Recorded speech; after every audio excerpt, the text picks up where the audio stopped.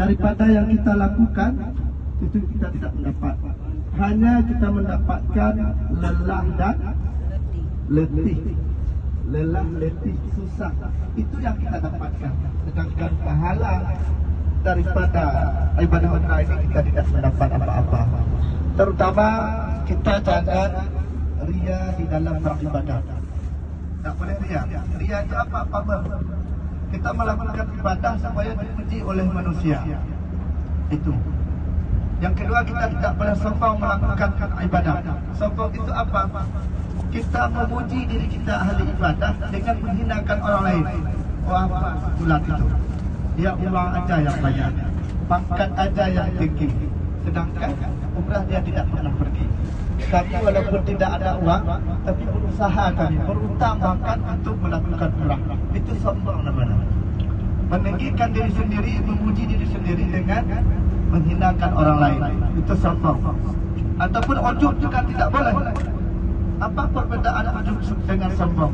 Kalau sombong memuji diri sendiri, mendengarkan kebaikan kita dengan menghina orang lain. Sedangkan ujub itu kita heran dengan diri sendiri. Kok aku bisa umrah? Kok aku bisa beribadah? Kok aku rajin jamaah? Itu namanya ujub. Kita memuji diri sendiri. Heran kita dengan ibadah-ibadah yang kita lakukan. Itu hal-hal yang sedemikian. Kalau bisa, bukan kalau bisa, memang harus bisa. Itu kita jauhi di dalam melakukan ibadah. Artinya kita melakukan ibadah ini lillahi ta'ala. Ikhlas kita karena Allah Ta'ala. Semata-mata kita mencari ridha Allah Subhanahu wa Ta'ala. Dengan ada unsur riya, iri hati, ujub dan sebagainya, tanpa keikhlasan. Maka kata Imam Ibnu Athaillah As-Sakandari di dalam kitabnya Al-Hikam, al-ikhlasu suratul qaimah wa arwahuha wujudu surat ikhlasu fiha, katanya. Jadi amalan kita ini ibaratkan jasad. Dan arwahnya adalah terdapat unsur keikhlasan di dalam kita beramal. Artinya kalau kita tidak ada keikhlasan di dalam beramal, maka amalan kita itu seperti tubuh tanpa nyawa, seperti mayat. Nah, langkah mayat? Enggak kan? Ada berharga jenazah? Tidak. Walaupun jenazah Jokowi sekalipun, orang nomor 1 di dunia, tapi kalau dia telah mati, kita jual pun tidak laku. Maka oleh sebab itu, ibu bapak, para tamu Allah, kita ini tamu-tamu Allah, adalah pilihan-pilihan Allah, hamba-hamba terbaik daripada yang terbaik. Karena kita sampai ke sini bukan karena pangkat dan jabatan. Kita sampai ke sini bukan karena harta dan kekayaan. Kenapa? Karena banyak orang-orang yang berpangkat, banyak orang-orang yang mempunyai jabatan, tidak pernah sampai ke tanah suci. Banyak orang-orang yang mempunyai duit yang lebih daripada kita, juga tidak pernah kunjung tiba ke tanah suci.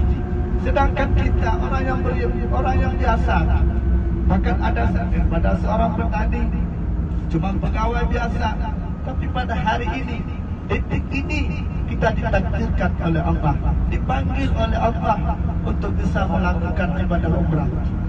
Maka kami bersedih sebenarnya kepada bapak-bapak telah diberikan kesempatan oleh Allah, dipanggil oleh Allah ke tanah suci, diberi kekuatan. Ada yang tidak mengambil mikat. Ini semuanya bermikat kan? Alhamdulillah. Terkecuali kita memang odor, tidak mampu, kita tidak sanggup. Tapi bagi yang kuat-kuat ini, sebenarnya setiap hari ataupun setiap malam kita itu harus melakukan umrah. Ya kan? Setiap hari, setiap malam kita harus melakukan umrah. Jangan bilang alhamdulillah bisa. Kita harus berusaha. Maka kata Allah, man jahada fina lanahdiyannahum subulana, kata Allah. Barang siapa yang bersungguh-sungguh untuk menuju jalan kami, untuk melakukan ibadah, kata Allah, maka Allah akan memberikan kepada kita kekuatan, tenaga untuk kita bisa melakukan ibadah tersebut. Maka memang harus ada unsur keterpaksaan dulu.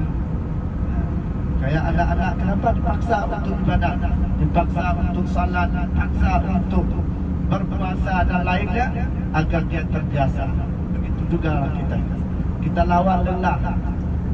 Punya tak fikir kan, kalau kita fikir siapa mau capek? Orang tu kan capek kan? Kita liling Kaabah, kemudian kita sa'i. Siapa yang mau capek? Akan tetapi kita di sini memang tujuan untuk umrah, mengharap ridha Allah. Kita berada di Baitullah, berada di rumah Allah. Banyak tempat-tempat mustajabah doa itu di sini Kaabah.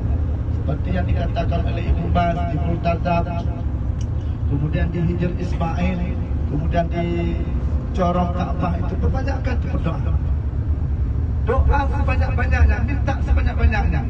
Apalagi kalau misalnya kita tidak begitu jelas mendengar suara mutawif, silakan berdoa sendiri, minta sebanyak-banyaknya. Ya Allah, berikanlah aku kesehatan, berikanlah aku umur panjang, berikanlah aku rezeki yang banyak ya Allah, sehingga aku bisa datang ke sini lagi.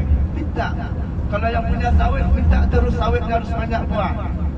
Kalau kemarin-kemarin itu misalnya satu apa namanya tu, satu tanah apa? Kan satu ini, satu tandan.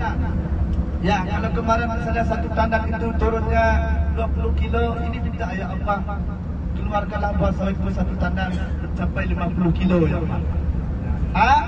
Amin. Jangan diam nanti kata siapa. 50 kilo ya Allah. Amin. InsyaAllah terkabulkan. Saya bilang tadi, kami pribadi sendiri, doa-doa yang kami lantunkan di Masjidil Haram, alhamdulillah telah dikabulkan oleh Allah. Cuma satu yang belum. Kami selalu minta kepada Allah agar istri kami itu 4. Anaknya, bukan istrinya, anaknya. Nah, kami kepengen anak kami 4, tapi itu yang belum.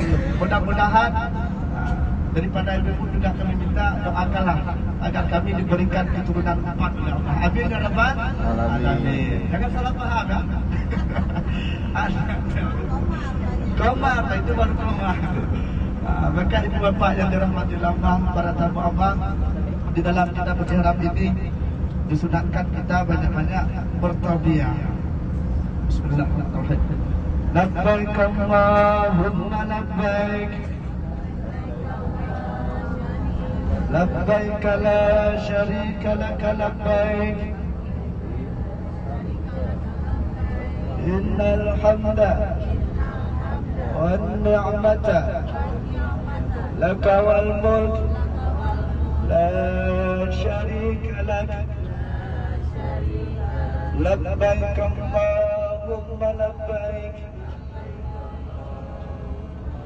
لبيك لا شريك لك لبيك